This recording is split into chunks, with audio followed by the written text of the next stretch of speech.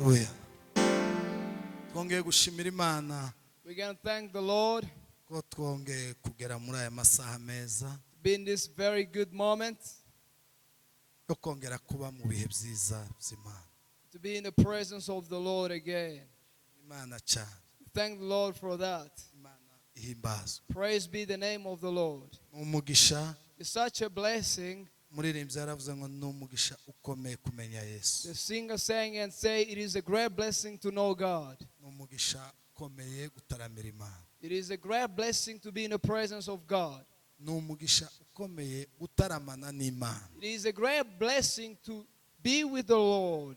Ni umugisha ukomeye kuramya Imana. It is a great blessing to worship God. Ni umugisha utogurwa It is a blessing that we can never buy with money, kuba muri presence ye. to be in the presence of God. Haleluya. Praise the Lord. Imana ihimbazwe. Amen. Turashimira ubuyobozi bw'itorero, Want to thank the leadership of the church. ubuyobozi bw'itorero rwose Imana ibahezagire. God bless you. Turashimira abakristo muri rusange, Want to thank the members in general.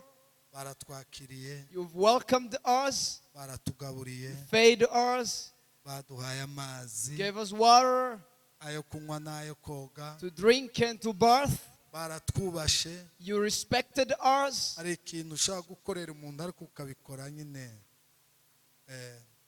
ariko badukoreye serivisi yose bayiduhaye batwubashe. Every service of them was of honor. Ukabona rwose umuntu aragusavinga And you see a person saving you, ariko ukabona abikoze akubashe. and he's doing it from the respect and obedience. Bavandimwe, ikaze ryanyu, Brothers and sisters, you're welcome.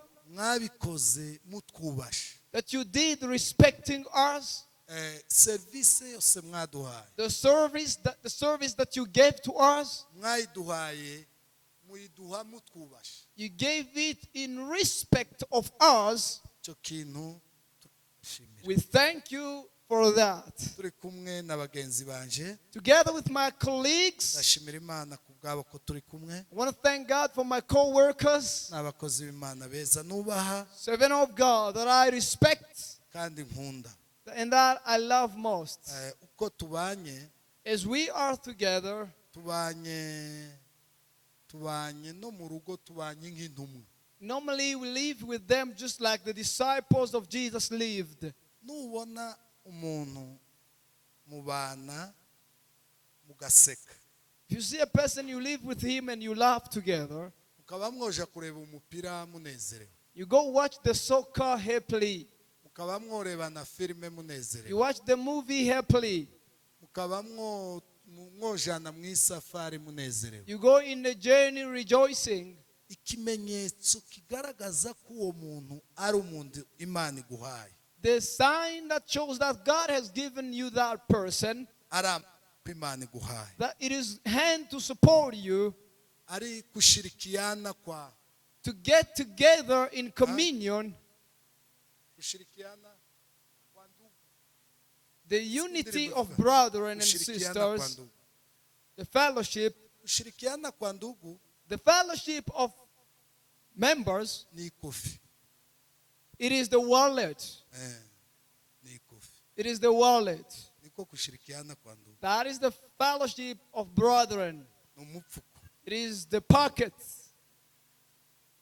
Ukabona umuntu mubana mu bintu byose ariko mwashika ku kintu cyitwa isenti, When you see, you live with a person, but when you get to something called money, ukabona ntimushirikiyanye, and you see there's no fellowship, ayaye just shirikiana the fellowship. ni ikofi, It is the wallet. niko kushirikiana. That is fellowship meaning. Ukabona murujujwe mwembi, You see, you are all fulfilled. ukabona murasirimbye, And you see, you all dance together. ariko byashika ku isahani ukabona bibaye ibindi, But when it gets to the dishes, it becomes something else. uzomusezera. Just say bye. Uwo si intumwa, That is not a disciple. kukwereka kushirikiana that can teach you the fellowship of brethren. ni ugusangira. It is sharing.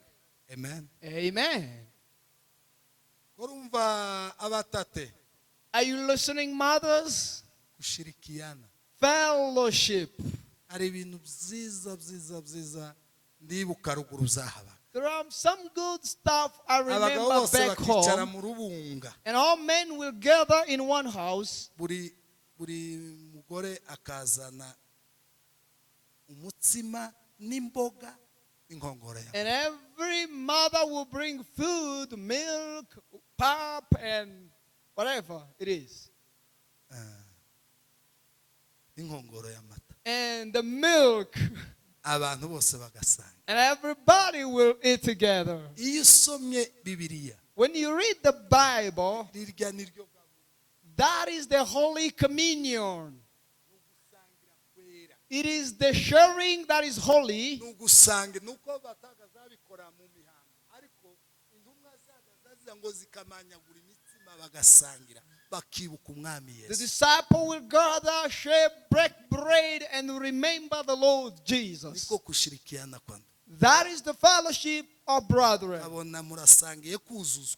You share the faith, Uzashika ku ikofi. but when it gets to the wallet, Babona mubaye and you become two separate people, aya uzosezere. no, just say bye. Siko bimeze. That's not how it's supposed to be. Intumwa The apostles, ngo zaragiye umunsi zahuye. the day they met, Zabo byose. they sold everything of theirs and they bring it together. Niko kushirikiana. That is fellowship. Niko That is the honest truth. bagurishije ibyabo byose. They sold everything of theirs Baraza baja mu rubunga. and they came in one house. Shaka agurisha ibyiwe. Shaka sold his belongings, Uriya agurisha ibyiwe. sold his too. Beya agurisha ibyiwe. Bear sold his, Krema agurisha imodoka yiwe. and he sold his car.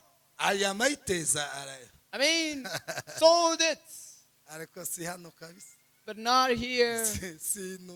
I don't think so. Niko bimeze. That's how it is. Niko kushirikiana. That is fellowship. Ariko ukabona ndi mushirikiyanye ku isahani. And then when you don't see fellowship on the dishes, Biba bikiri muri mwe. there is still minors. Niko bimeze. That's how it is. Turabashimiye rero bavandimwe. Therefore, we thank you, brethren. Baratwakiriye. You welcome to us Mwutwubashe. respectfully, Mwatugaburiye turanezerewe. pay to us, and we are happy for that. Twaduhesheje gukora umurimo w'Imana tunezerewe. You gave us to serve the Lord happily. Mumfashe dukomerere iri torero amashyi. Let us clap for this church. Reka dusome ijambo ry'Imana. We're just going to read the word of God. Ndayizeye azi gusoma. And Isaiah is a Kinyarwanda. very good reader of Kinyarwanda. Abakorinto ba mbere ibice 10. 1 Corinthians 10.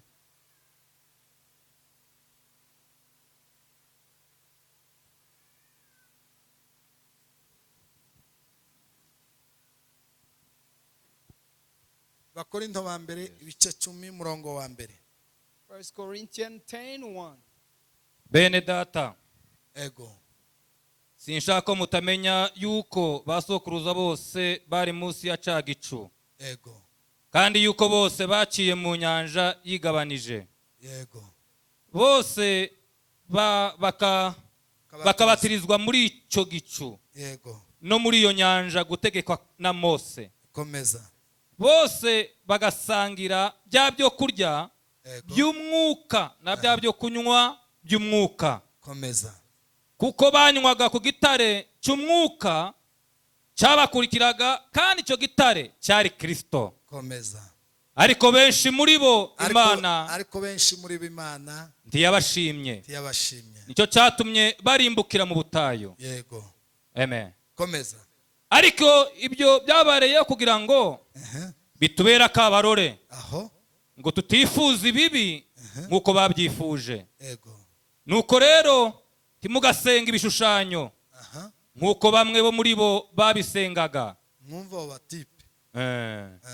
Nk'uko byanditswe ngo abantu bicajwe no kurya no kunywa ego bahagurutswa no gukina, ego kandi ntimugasambane ego nk'uko bamwe muri bo basambanaga, aha bigatuma hapfa abantu inzovu ebyiri n'ibihumbi bitatu ku munsi umwe. ego Ngeze ku 9. ego Kandi ntimukagerageze umwami wacu ego nk'uko bamwe bo muri bo bamugerageje bakicwa n'inzoka. ego Ntimukivovote, aha haro virgili, eh, nk'uko bamwe muri bo bivovose bakicwa n'umurimbuzi. ego 11. ego Ibyo ntibababereyeho kutubera ibyo akabarore. byababereyeho Ibyo byababereyeho kutubera akabarore, ego kandi byandikiwe kuduhugura aha twebwe abasohoreweho n'imperuka y'ibihe. amen Amen. asante sana Thank you so much. hari ijambo riza riza ukumva ayandi yose aribagiranye, There is a word that comes and you feel like every other word is forgotten. kandi nabonye icyo kintu abavugabutumwa bagisangiye n'abaririmbyi. And I've seen that is common to the evangelists together with the singers as well. hari indirimbo izisirikira ikaba indirimbo y'ukwezi, cyangwa ukumva dushitse hano tukumva bayiririmbye ku cyumweru kuri Foursquare bakayiririmba, Restoration Kimisagara bakayiririmba, waje muri Gereza Bujumbura ugasanga bayiririmbye, waje muri Vivante hepfo bakayiririmba, Ibuvira muri Kadese bakayiririmba, mbese ukumva n'indirimba ahantu hose ushitse kirasirikira gusa ibigezweho, cyo bazavuga ngo kigezweho. There is a song on Heat where you go everywhere and you find they are singing that song. Iri jambo riri ku mutima wanje, The word on my heart. iyo ngize iminsi 3 When I finish 3 days, nk'iyi tugize hano cyangwa ine, just like the one we've been here, nza numva ngize umugisha nkabona abantu nk'aba, I get a blessing to see people like such. mu by'ukuri nza numva ntababwiye iryo jambo nkabona Imana yobimbaza, I feel like if I don't tell them that word, I feel like God is going to ask it to me. kuko ni ijambo riri mu mutima wanje, Because it is a word in my heart rigenda mu mutima wanje cyane, that is circulating in my heart. nkumva nuribwira abantu. And I feel like I can share it to people. Ijambo nenda kuganira namwe The word I want to talk with you today ni ijambo ivuga ubutunzi bwa mbere Imana yaduhaye. it is the word as the first riches that God gave you. Ubutunzi bwa mbere Imana yaduhaye The first riches that God gave you, ni ubwenge. it is the wisdom.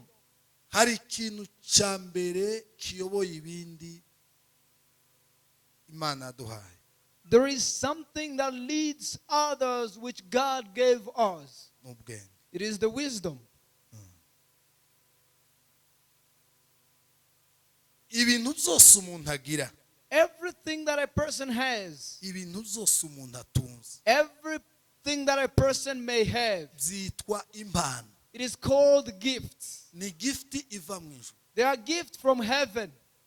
Bibiri iravuga ngo ntacyo ufite utahawe. The Bible says you have nothing that you did not receive. Nta kintu cyose icyo ari cyo cyose umuntu afite atahawe. Nothing that a person has that he did not receive.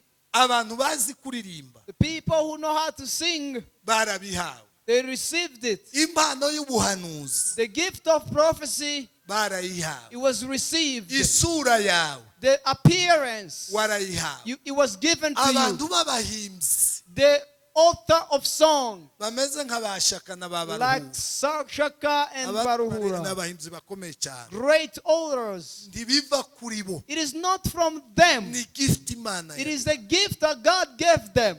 Kuba ukumeze To be the way you are, ni impano y'Imana. it is the gift of God. Ku isura yawe, Your appearance, ibintu byose umuntu afite, everything that a person has, kuba uriho gusa the way you are, bifite aho bikomoka, it has the ni source. gift. It is the gift.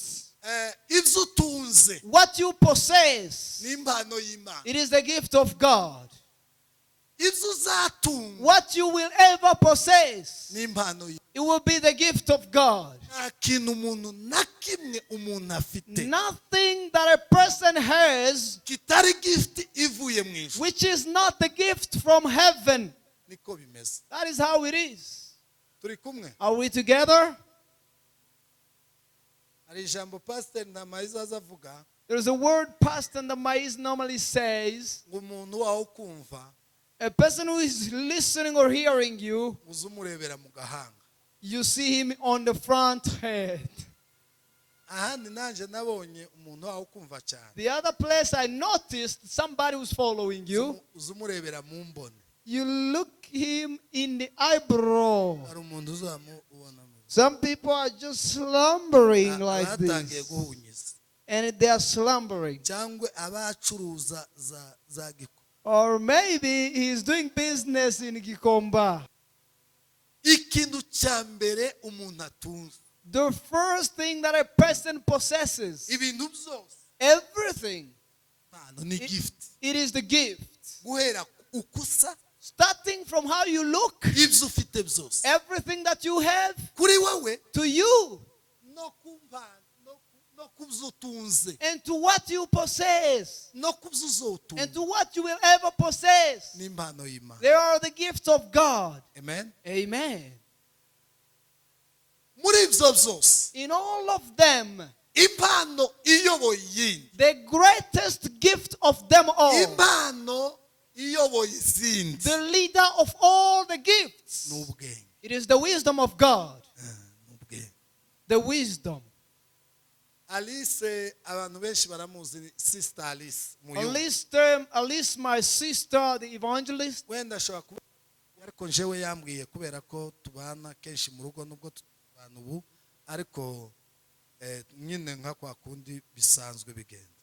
she told me one time as we were living together, nka mushiki w'umuntu mubana imuhira as the sister you live together in a house, yigeze kumbwira inzozi yagize. she told me about the dream she once had, yagiye yerekwa that she was caught in a dream iyo vision, yerekwa and that vision byarantangaje cyane. surprised me a lot. byavuye mu cyifuzo yagiraga It came from the prayer request she had. wakabwira Imana ngo Mana ngo uzamfashe ngo uzompe ba Pawulo ngo mbabaze ngo ingene ubukristo bwabo n'ingene bo babushoboye.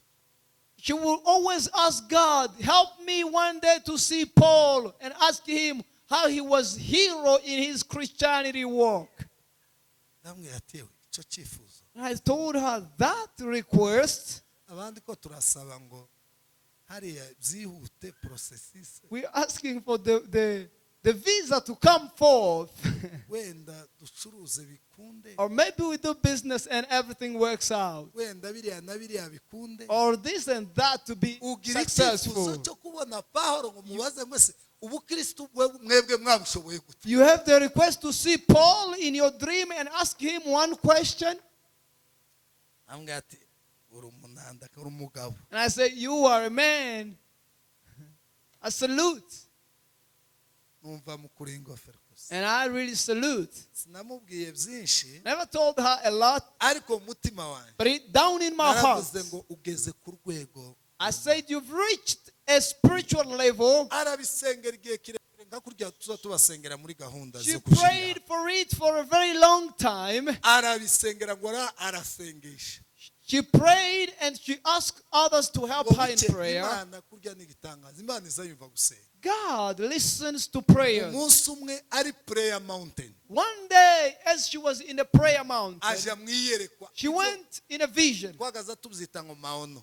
We called it Maono vision. mwiyerekwa. Vision.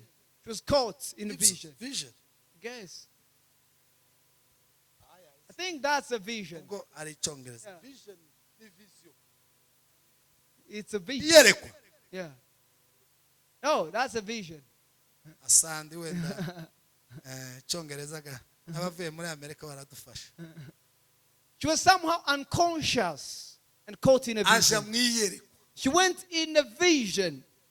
mwashike marayika wari kumwe nawe And now the angel who was with her, ngo yamamwereka amwereka sare nini cyane. he showed her a very great hall, yamahera kuri ba Nowa and he started from Noah basaza ngo uyu ni Nowa, and said, "This is Noah. uyu ni Mose, This is Moses. uyu ni Eliya, This is Elijah. uyu ni Kanaka." This is this. Bano basaza bose mu isezerano All rya the old main characters kuri of Old isezerano. Testament. They went in bashika the ku New isezerano Testament. yamamwereka He showed everything. basaza beza Very nice old man. badafite za amibe na za Without mignon, whatever. batarwaye imigongo. Basaza beza Very nice old people. ngo ashike neza yamamwicaza And he brought her Ati- right dore Pawulo, and said, "This is Apostle Paul. dore Pawulo. This is Apostle Paul." yamasanga hari umwanya aticara And he found a seat there and said, "Sit here. mubaze birya wagaze usaba kumubaza Ask him what you were asking me of." ngo ashike ngo yumva arahetse. And she felt so joyful. Uyu niwe Pawulo, Is this Paul? uri Pawulo. Are you Paul? hari umukecuru umwe uri Kanaka ka Are you this? we Pawulo, Are you Paul? ndi Pawulo. Say, "I am Paul." ngaho mbwira Tell me. mwebwe ubukristu mwabushoboye. How were you heroes in the walk of Christianity? aramubwira ngo ndakubwira ibintu, ndakubwira icyo umbajije, kubwire n'icyifuzo uzogera mu buzima bwawe.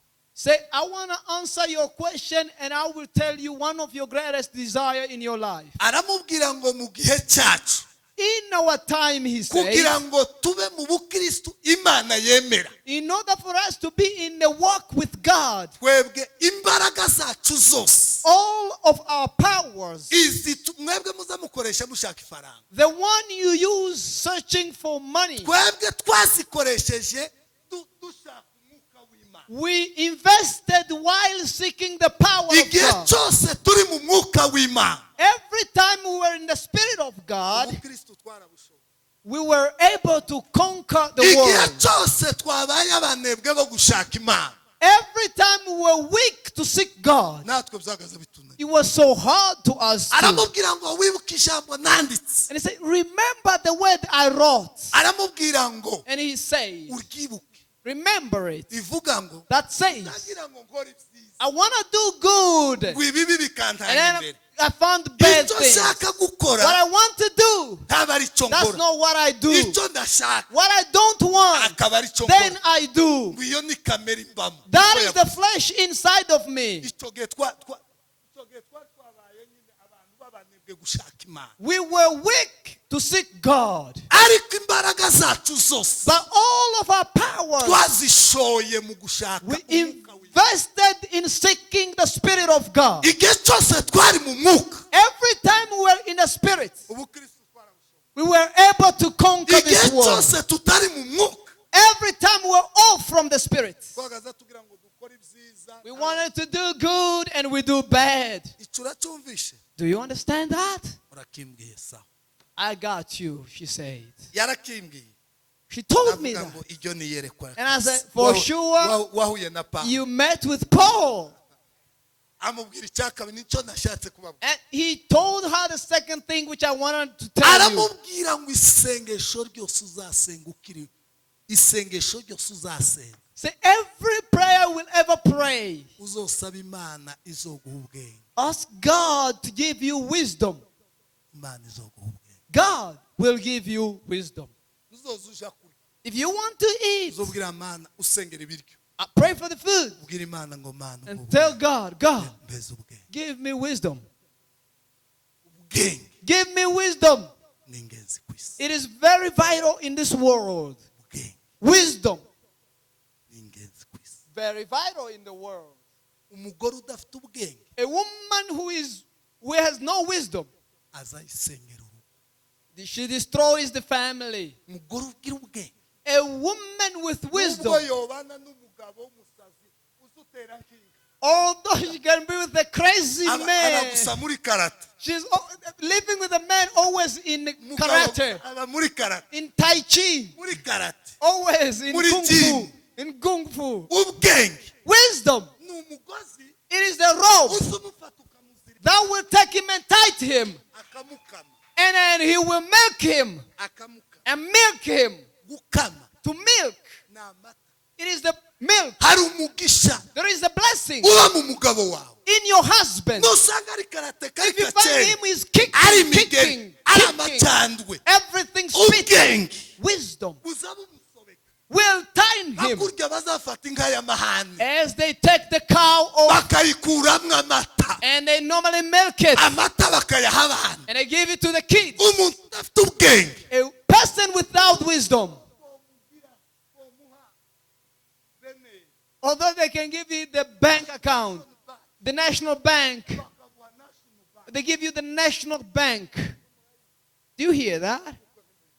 Give you equity or whatever.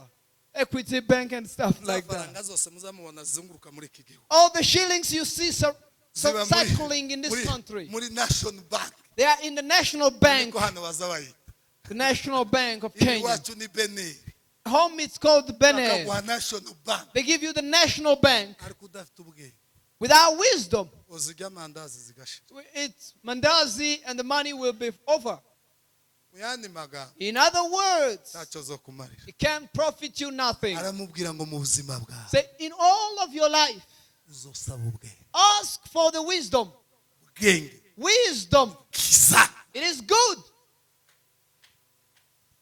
ubwenge ni bwiza Wisdom is good. mu mubiri ni bwiza mu mubiri ni bwiza In the body, it is good. mu mwuka bwiza mu mwuka In the ni spirit, bwiza. it is good.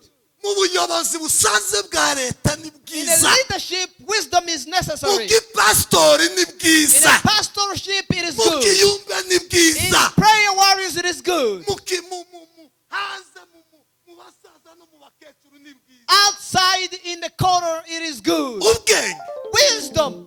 uzuhora n'abakecuru You meet with elderly women. ntuzumubwira watsapu You don't tell them about what's up. uzumubaza uko bari kugira ngo ufate umukecuru In order for you to capture the attention of Uzumubwira an old guca- lady, uzumubwira gucatinga don't tell her about chatting. uzumubwira ingene bagaza bavoma amazi You will tell how ukamujana bagaza baducira imigani ngo habaye sisi twagaza tuja kureba kandi bamatubwira ngo habayeho you always bring the old tales. nasungura umwami Rabbit. ngo aravuga ngo abantu bose ntibakazaja kuvoma nijoro And the king said, bwije ngo rumunga izobafata because the hyena was going to eat them. That's the tale. akama gucira umugani ofete ukamutwara mu buzima yabaye Now you bring them in the life they used to live in. icyo ushaka kumukuramo What you want to draw out of her, uzi ukimushogoramwo byoroshe you draw it easily. ariko umujanye But then you take her. gucatinga What's up? Instagram Instagram. kuri cyano kuri harya kurya kurundanya amajwi ni ukamubwira views kandi uramubwira About views views. uragira gute What are you Uramubwira doing? views What are you doing?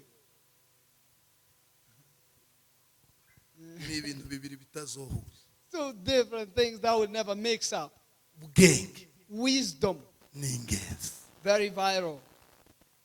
uyoboye While leading yourself, utayoboye whether you are not leading, buhera ubwo wowe wenyine uko wiyoboye the way you lead yourself, uko wiyoboye the way you lead yourself, bigaragaza ubwenge ugira it shows the capacity of your wisdom. kwiyobora nabi ukitesha agaciro If you lead yourself badly, ubu dukinguriye irido yo kuvuga ngo dore it's like you opening the curtain and saying, "This is how I look like." n'intabyo bakecuru bahagaze bavuga ngo All the ladies will say, ni hanze ni just hoho bagahinga outside, ni it's hoho just to ho Kecuru baravuga outside. ngo ni hoho bagahinga ni hoho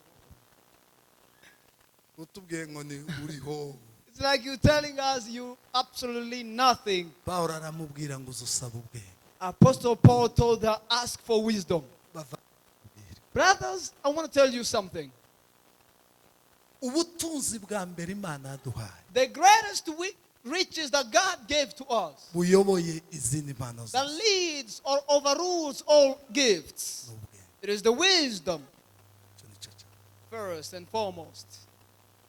ubwenge Wisdom, nibwo buza butandukanya ibintu, it is the one that separates things. nibwo buza butandukanya chef de quartier, bazabita gutandukanya The, chairman, nibwo butandukanya chairman na perezida wa repubulika. it is what separates the chairman and the president of the republic. Perezida wa repubulika aturutse hariya When the president of the akaza republic comes forth, akicara kuri iriya ntebe, sits on that seat there, n'umukuru w'umudugudu akaza and the Chairman. chairman comes forward as akicara well kuri iyi, and sits on this chair. ntumenye kubatandukanya. You don't know how to differentiate them. uba ufite ikibazo cy'ukuboko, You don't have the problem of the hand. uba ufite ikibazo cy'ubwonko, You have the problem of the brain. uba urwaye ukuboko. You are not sick of your hand. ni gute utazi gutandukanya How don't you know how to, umukuru wa to quartier? differentiate the president and the chairman? Donc, uba ufite ikibazo cyo kwitiranya You have the problem of confusion. perezida wa repubulika The republic, the president of the republic, afite cortege izimuherekeza, he has a very big band. azahagarara kuri mikoro, He stands on a microphone. arisa, He looks his own kind. agamba abantu bose bakomera amashyi, He speaks and everybody claps. ariko ubwenge nibwo bumenya gutandukanya ngo But then afite izi nshingano, uyu afite izi nshingano. the wisdom will know to differentiate. This person has these responsibilities and this one has other abantu responsibilities. twese turi kimwe. We are all the same. ahantu dutandukaniye The only difference we have, ni mu nshingano. it is in the responsibilities we have. inshingano. The responsibilities, niba ndi pasiteri if I'm the pastor utari and you're pasiteri, not the pastor, iyo utazi kubatandukanya if abo bantu, you do not know how to differentiate those uba people, ufite ikibazo cy'amano, you don't have the problem of the ufite toes. ikibazo cyo mu You bwonko. have the problem of the brain. hari umukecuru kera, Certain old lady long time ago, ako kantu karantangaje cyane. that thing surprised me a lot. umugabo yigeze kumwira ati we ndagiyaga mu isoko, A man said, I'm going in the market, ndagiye mu nka, going to look after cows. nawe ugende uje kureba, uje mu isoko, abana bagiye ku ishuri, nibavayo bahahire batekere barye, nuko nyine turahura nimugoroba. The man says, bapanga imirimo. as he was going to look after cows, he asked her to go in the market to buy for the food. hari undi mugore wari wamubwiye amakuru, And another lady has already whispered to her aramubwira some ati, news. wihanga, abwira umugabo ati wihangane keraga bakuntanze. bande bakuntanze ati kanaka yambwiye ngo nje kureba ibyiwe mu rugo, menye amasahani, nteke, imara guteka nje kureba abana be mboze, nuko mbaryamishe. urumva nta mwanya afite wo kureba So ibyacu. the wife replied to his husband, you know, sorry, although you tell me to go in the market, somebody already asked me to go take good care of his kids, wash dishes. yewe bakubwiye ngo ubanze uje kwita kuri iby'iru ya rugo, ngo nawe ibyawe ngo kera bakuntanze. So Ati, somebody wihangane kabisa bakuntanze. Somebody told you to take good care of his house and leave your own house. kandi nta kibazo, nta nkovu yari afite ku mubiri. She had no scar on her body. Mwebwe uko mwumvishe yari afite ikihe kibazo? So what do you think the problem was with the lady? uje koza abana b'abandi baryamishe, abawe birirwe biruka inyuma y'inyana z'abandi. Go Ati wash nuko the kids of others while yours are uko running bimeze ga kera after. kera bakuntanze. They came first. ubwenge nibwo buzamenya gutandukanya abana b'abandi n'abawe. inshingano zawe n'iz'abandi. Wisdom will give you the right to differentiate your kids with the kids of others, the responsibilities that you have. imana God yaduhaye ubwenge, gave us wisdom. iduha ubwenge, iha abisiraheli, iraza iko hari ibintu mu buzima busanzwe In a normal life, hari ibintu tuzi bishoborwa n'amafaranga. there are things we know it can only be done by money. Hari ibintu biza bishoborwa n'amafaranga. Things that is possibilities with Hakaba money. ibintu bishoborwa n'uko abantu b'abagabo bashyize hamwe bakabihaguruka byose kubera imbaraga z'abagabo. And some other things require so men will stand up together. Hari ibintu biza bishoboka kubera imbaraga z'Imana.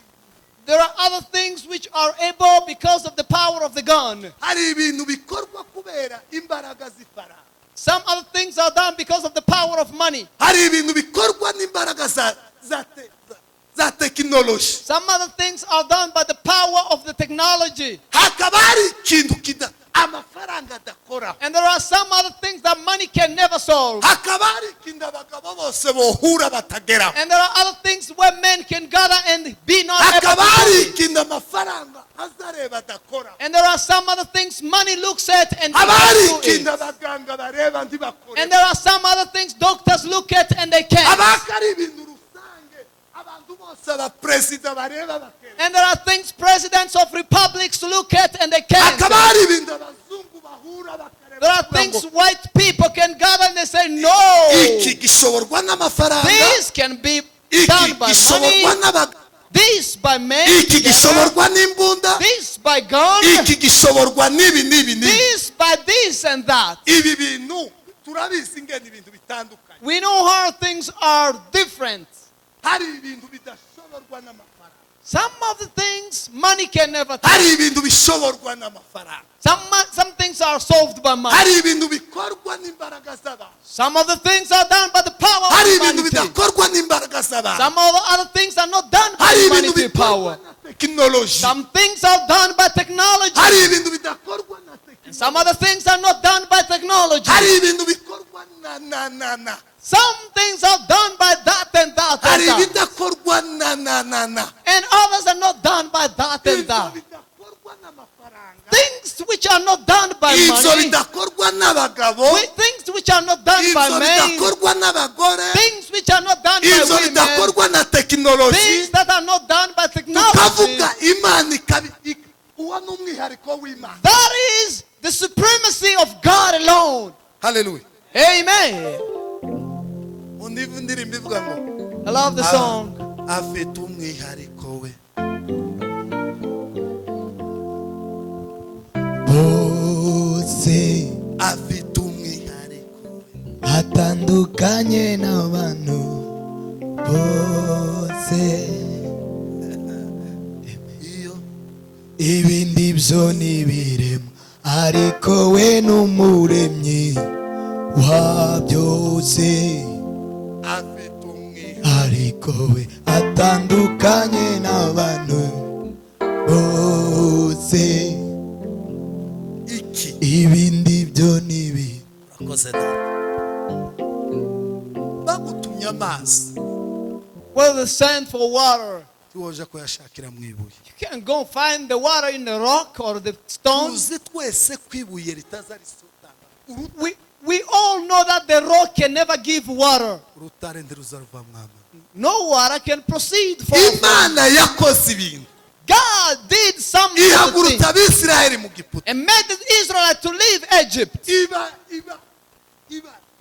God ikora ibintu did things bigaragaza ko ari Imana. that shows He is God. Amazi igihe bakeneye amazi When they needed for water, iyo abakurira mu rutare God gushed water from the rock baranywa. and they drank. Amazi ntazava mu Water can never come from stone. woje gushaka amazi ngo uje mu ibuye. You can never go search for water in the rock. Idahaba iriye ko mushaka. There's a place where it is in the mire, Musi y'umusozi. under the mountain, Amazi ntaza. in the valley. Uwo ni umwihariko w'Imana. That is alone God. Baraza ngo bakenere ibiryo. They came when they needed food. Ibiryo bigatekerwa mu ijuru. Food was cooked in heaven. Imana ikabibizana ku isahani. And God will bring them on the dishes. Ibiryo ntibiza bitekerwa. Food can never be cooked in heaven. Bahinga, They normally cultivate. bakuhira. And then they pile this. Twese turabizi kugira ngo umutsima n'imboga bigere ku isahani. In order for food to be on a dish, Processes ziba zakoze. the procedures to be done. Neza byaba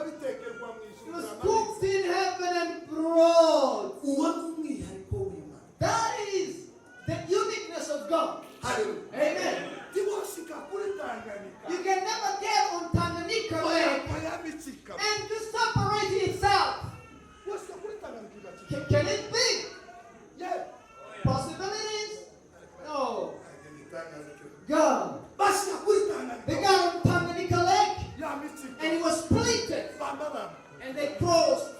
izo si imbaraga zikorwa n'amafaranga, That is not the power with money. si imbaraga zikorwa n'abagabo, Not of humanity. si imbaraga zikorwa na tekinoloji, Not of technology. si imbaraga zikorwa n'abihugu, Not of people coming si together. imbaraga zikorwa n'amahirwe. Not because of money. Uwo ni umwihariko That w'Imana. is the uniqueness of God. Yitwa He is called ishobora byose, the Almighty God. yitwa He is called ishobora the byose. Almighty God. Basika mu The nyanja God on the sea. ikikamo. And it was spirited.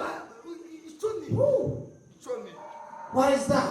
ubwenge The wisdom nibwo bukubwira ngo will tell you iki kintu, this thing. iyi ni Imana, It is God. iyi ni yo, This is God. dore Imana, Then look at dore God. ngiyi, Look there. dore ngiyi, That's iki si God. ifaranga, This is not iyi ni money. Imana, This is God. izi, This. ngiyi, God. dore ngiyi, Look. wa nyanja we. Oh, see. Haleluya. Amen. Zisi ifaranga mu This is not money, brother. ntabwo ari amahirwe. It is no euro. Iyi ni Imana. This is God. This is God. Yesu yashitse Jesus God. ngo yasuye Imana, He rose a little baby aravuga ngo yari yahwere, and he said he was asleep. yari yapfuye. How did he die? Umuriro mwinshi arara. He said he got fever and was unconscious. Yarabye. Was he unconscious? Mu buce araza ararwara. And then Lazarus was sick as well and died. Aramuha. And they buried him Ashiraho amabuye. and put roses, flowers Umunsi there. wa umunsi wa mbere, First day, umunsi wa kabiri, second day, umunsi wa gatatu, third day, umunsi wa kane. the fourth day. Yesu araza. Jesus came.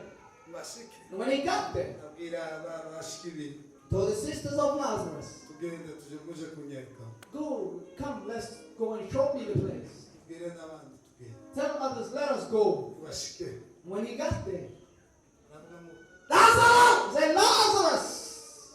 zo si imbaraga z'amafaranga. That's not the power of money. Kuzugira Imana. That is God. Donc, Amen. ubwenge Wisdom. kumenya ngo It is to know. ziri imbaraga z'amafaranga. This is the power of money. Hizi This ni mwenyewe. alone, God. Utuzuvuga ngo, You can say, oh. aramba yararirimbye. All I'm saying, yafashe izuba took the sun and hung it in the sky on nothing. cyo There was n'umwijima. light and darkness. Ha! Amen. Komera. Naho fatirikane papa. He took the sun and hung it. Nothing. There was light and darkness. Aravuga ati, He said, Son of man, without the stone, the breath. Amen. ninde twabanya. Can we compare? God.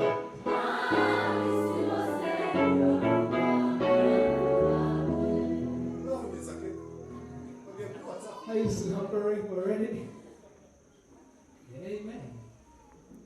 Ngima. That is God.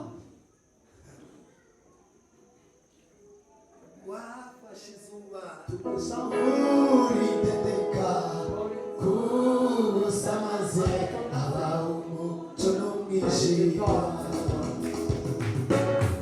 uravuga uti mwana w'umuntu nawe ukeza igitega cy'umugufi Ninakwabanya.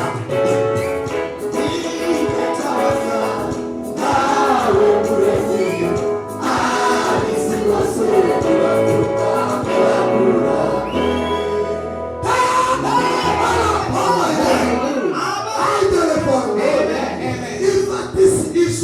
He took the sun and he hung it. Do you think that the power of heroes, that is not the power of euros. That's not the power of technology. mwana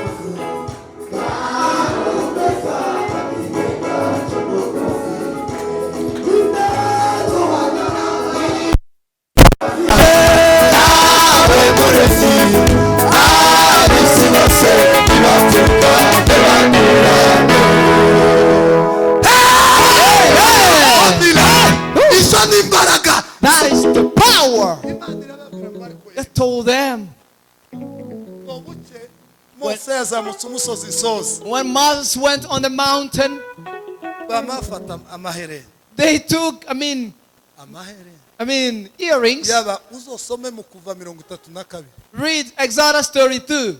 amaherere Earrings y'abahungu n'abakobwa of girls and boys. bayaheza Aroni And he gave it to Aaron the priest. yamagira kamasa And then he fashioned a calf. ngo bagashira ko hejuru kuri rutari bakubakira podium And they put it on the altar. amaze bamaga sirindira And they danced for the calf. babushira mu kunga papa giravuga akamasa A calf, imagine. A calf. ariko amapepa ariko ni Whew, demons. asamara ubwenge bw'abantu Demons can finish the wisdom of people. Imagine. Hey, what is happening there? wapi Whew, nahoze I'm already cold. bakazabwira ka kamasa ngo And they will tell the calf, ni wowe mana yadukuye mu gihugu cye you are the God who took us ureke out kureba of krema Egypt. Focus here. murareba Not there. ariko sara abazungu ntibaza People are not, they don't look things which is not concerned. twebwe umuntu aza turuka hari bamumureba ikirato yambaye n'isogisi A person will come ba from there protokole bose batabihawe ukamwicaza wamara ukareba nimba hari undi uri ku ruhande and you start looking them as they are coming up to whenever they get to their seat. mama oya ibanza ureke igenda kubwira They looked at the calf akamasa and they told the calf fashioned by Aaron. ngo barakabwira And they told the calf, ngo ni wowe mana yadukuye mu gihugu cye you are the God who took us out of the land of Egypt. bamashiramwe umukungu And they started dancing.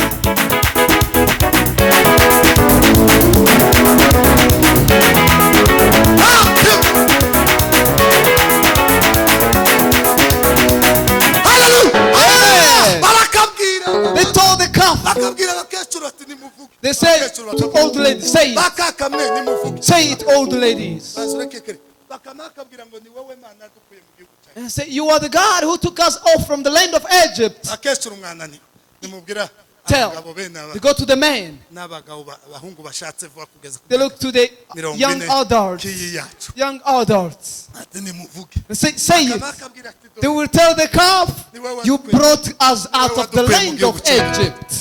bakajya kuba They go to the youth. abajama They go to the youth. nimuvuge And they say it. bakabwira ati Say it. koga wawubona You see? ni wowe wadukuye mu You're the one who brought wakoze bya us. bitangaza byo Oh, you did all those miracles. imana yari kumwe na mose God was with Moses. bazavuga ngo abazungu iyo barakaye mu They say when the white man gets angry, their hair goes up. sizamenyaga n'abacu badefrije nimba iyo barakaye I don't know.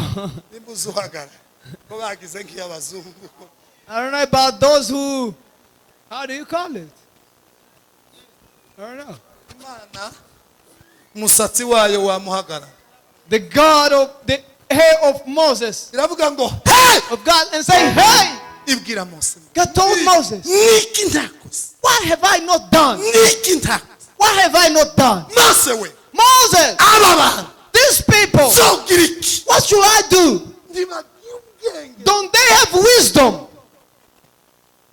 uwo munsi That day, nibwo isezerano ryabo ryo gushikana they are promised to get in the land of Canaan. yararifashe irarishanya It was torn apart.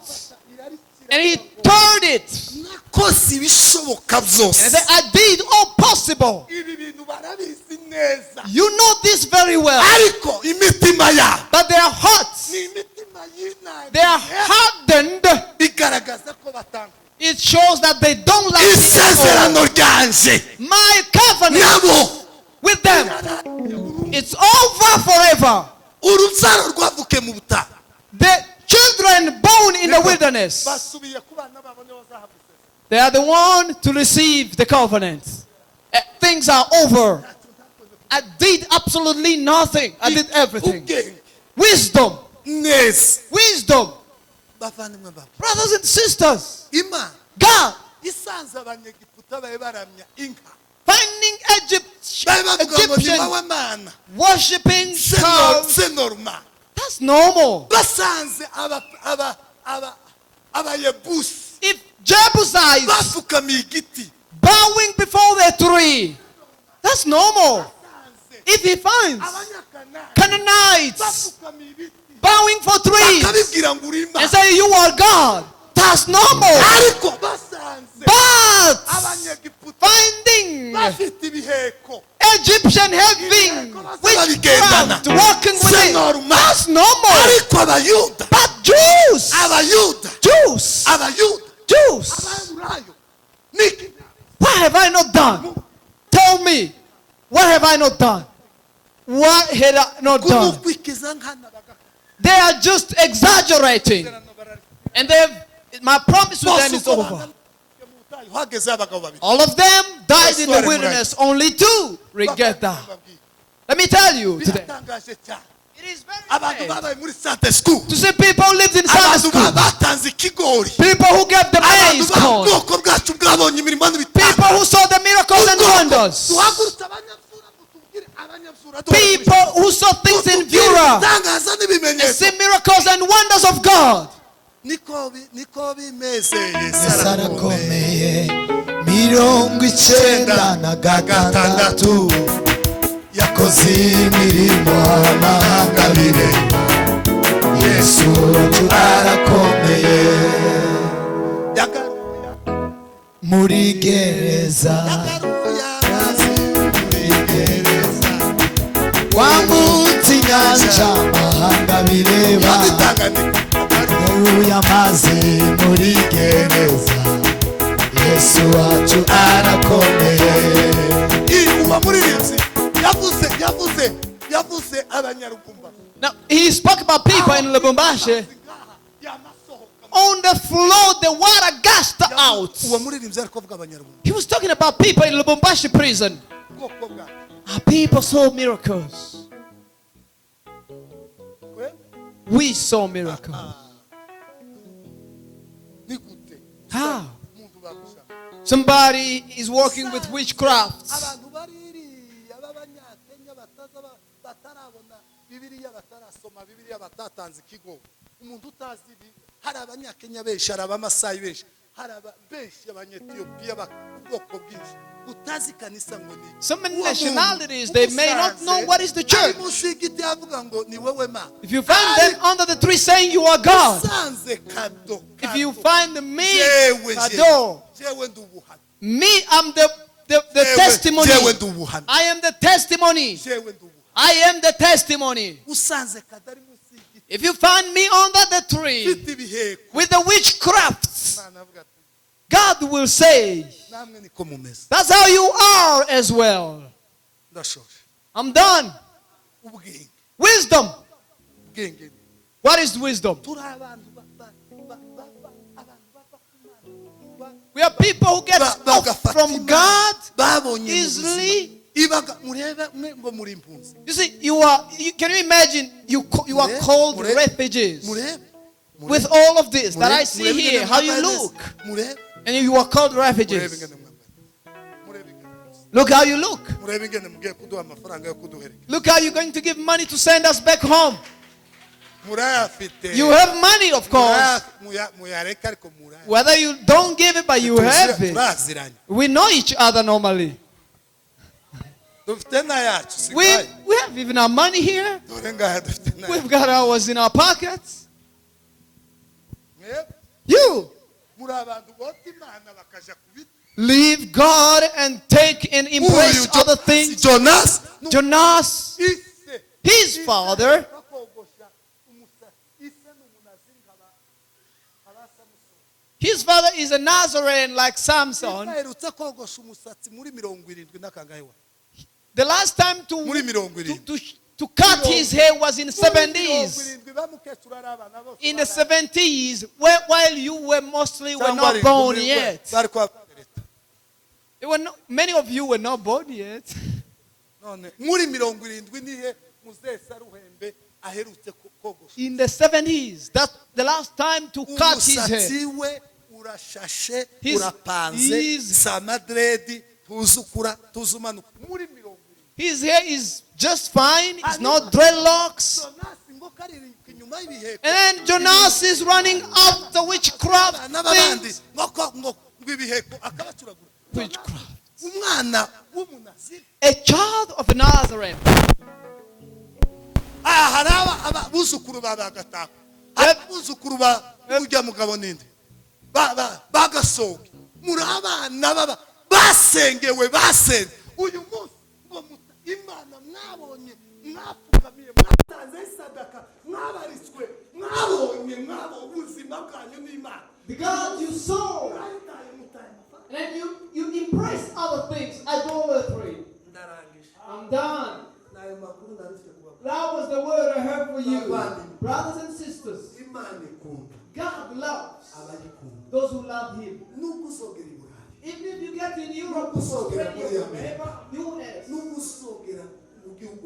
wherever country you desire, your life, be careful. Read in the book of Corinthians.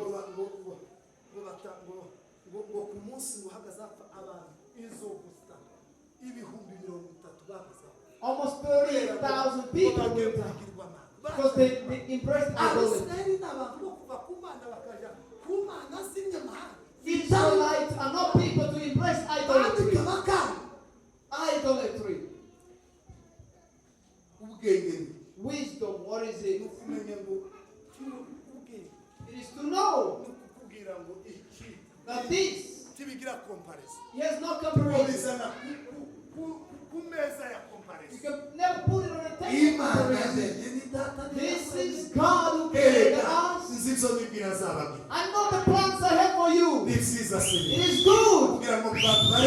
So that I will bring a hope and the things to come.